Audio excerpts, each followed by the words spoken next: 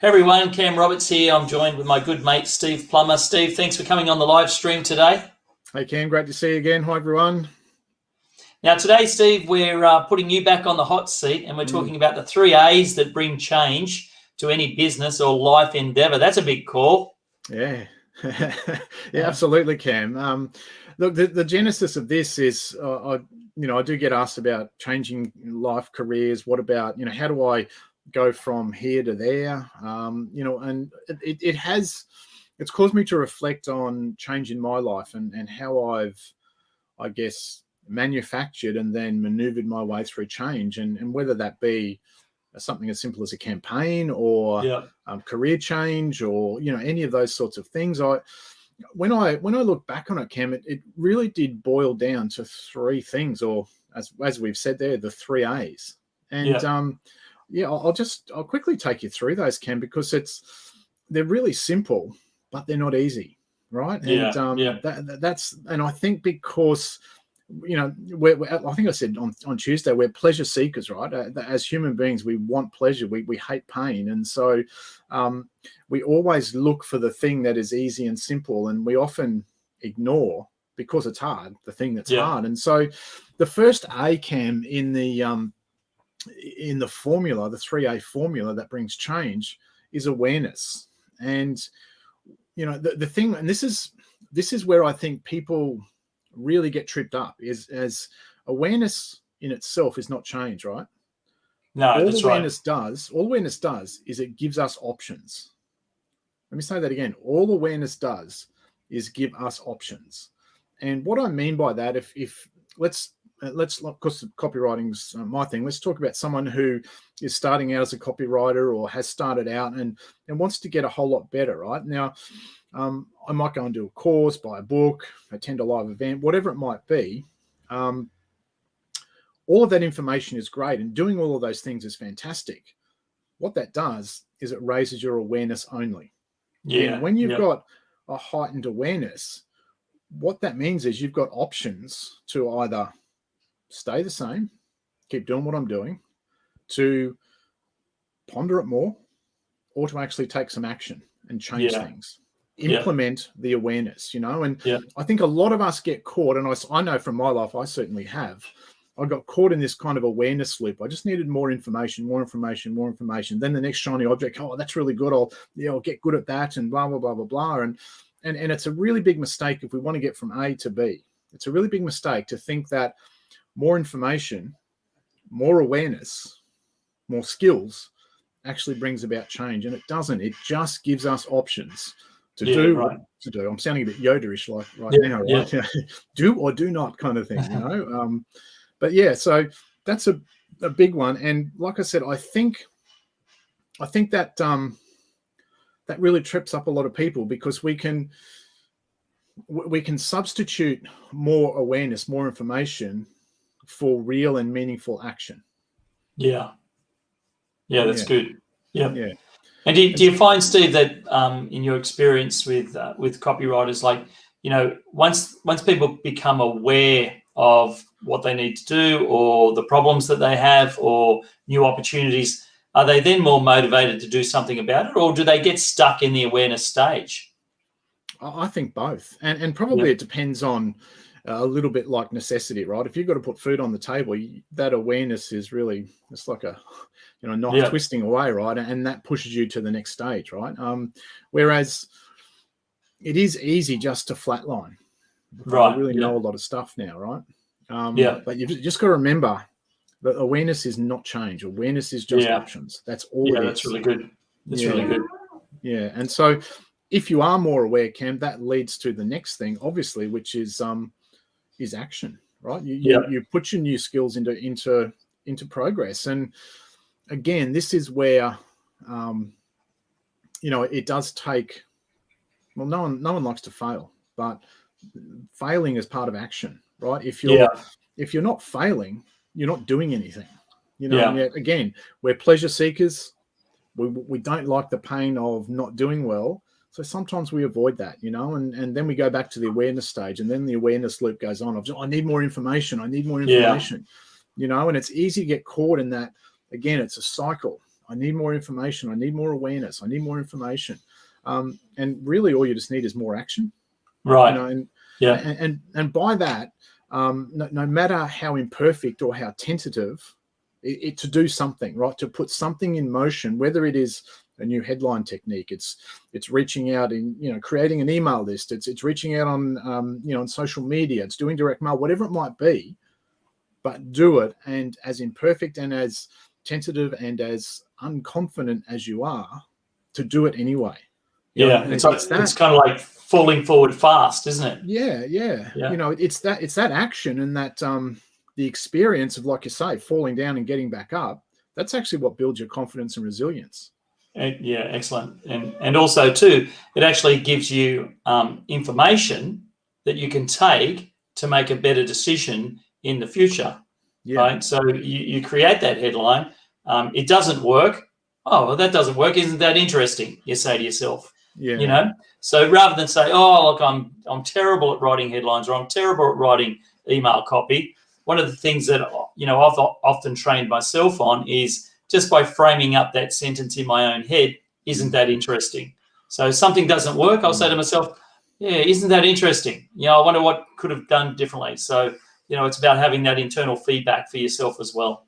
Yeah, and that's a really good word, Cam, because it's neutral. It's emotion neutral, if you like. Yeah. And if you've got an emotion-laden thing like, oh, that's crap, I'm not really good at this, gosh, I need more stuff, like they're all judgmental things that's all going back in here, right? Whereas when you neutralize that by saying, well, that's interesting. I mean, even you could probably even hear in my voice then, Cam, the I guess the urgency or the emotion behind, I'm no good. And yet when I said it was interesting, I just went, and I noticed myself, I just went really into a neutral flatline thing, right? Oh, that's interesting. Yeah. And the opposite, actually, Steve, when you have a winner, like when you have a winning campaign and you pull off a ripper, it's the same thing. Oh, look, that went great for that particular client. Isn't that interesting? Yeah. Because then your mind's going to ask more questions. Well, what happened there? What did I do there? So it's a really good point. Yeah. That's that's a good point as well. It's that why did that one work so well? And what are the things that I did well beforehand, during it, and now after it, that I can then take to the next thing? Yeah, and that's all part of that action. That's all part of that second A, because you're getting feedback off the actions, right? So you're taking action, getting feedback, and that constant feedback allows you to get better and refine your craft and be more of an expert at what it is that you do. Yeah, totally. Yeah. And I guess that leads to nicely into the third A, which is adjustment. And so sure, we've got to be aware of stuff. Then we've got to take action on our awareness. And then once we've done action, we're in a place where we can then adjust to move forward. And, I think that's got to be, that can be a small thing like a campaign. It can be, like I said, your career, your life, your life path, whatever it might be, just the angle that you're taking with a certain campaign. It is that adjustment. I mean, I know this is the old chestnut of test and measure or guess and measure. But until you take action, until you fall forward, you can't adjust anything, right? Yeah. Buying another book or getting another course or attending another event, that ain't action. That's just awareness raising.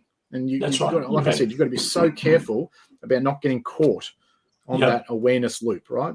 Yeah. Awareness.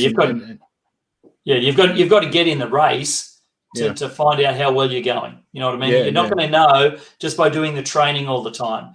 At some point, if you're training for a marathon, like you've actually got to get into the marathon, run the marathon, and go, oh, like that was great. I did this well. I didn't that well. I could have done better that time. And that's what business is like. That's what marketing is like, right? Yeah. At some point, you've got to move from the training and get into the race. Yeah.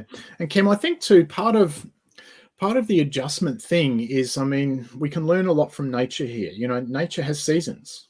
Yeah. We've got spring and summer and autumn and winter. And, all businesses, all careers go through different seasons and cycles. Yeah. And sometimes it is a time to get out there and plant seeds and really go hard. And other times it is just a consolidation phase. And if you are in a consolidation phase, maybe then you go and get some new awareness somewhere. Yeah. But just to stay in one place, one, you're going against nature and the different seasons that you have. And number two, you're really not getting anywhere because there's only so much new stuff that is actually useful to you. Yeah, that's really good. Excellent. So, Steve, we're almost out of time, but if someone's resonated with some of those things and, they want to get your help on some marketing, where can they go? What do they do next? Yes, certainly can. The all-new Copywriters Escape Room. And escape room. That sounds really diabolical. Is that you're going to lock people in a room and not let them out till they become champion copywriters? No, not quite, but it is a way to get out of that awareness loop, right? So every week we'll meet for 45 minutes, and you bring your questions to me. As someone who's been in the game for more than a decade, you bring your most pressing questions to me. I can then give you some advice, and the group can, we work together in a small group. You can get advice on and some help and some different perspectives to help you take that next action. I guess the other thing too, Cam, writing is a very isolating existence, or it can be at least. And that's really good because most writers are introverts. And that's only really good up until the point where you actually want to talk with someone and interact, So the Copywriters Escape Room, called that very name so that you can escape that loop of loneliness, awareness, and actually get into action and move your business and your writing career forward. So I'll be expecting you to be accountable each week, to turn up and to commit to some actions so that you are actually moving forward. So if you would like some more support, if you would like some help, I'll even break down a few of the $1 million campaigns that that I've written over the years, so you can see what works and why. One thing I'll be really clear about, though, this is not a copywriting course where week one we do headlines, week two we do this. It's not like that at all. It's you bring whatever is blocking your action or whatever is blocking your forward momentum, and we'll give you some assistance to solve that. Yeah, that's really good. And I should point out, Steve, that because we're talking about this off air, it's actually not just for writers or copywriters, though, is it? Like if you own a business, at some point your business is going to create a message for the market. And so, if you own a business, whether it's online or offline, e-com or, traditional, that's also suited for the escape room, right?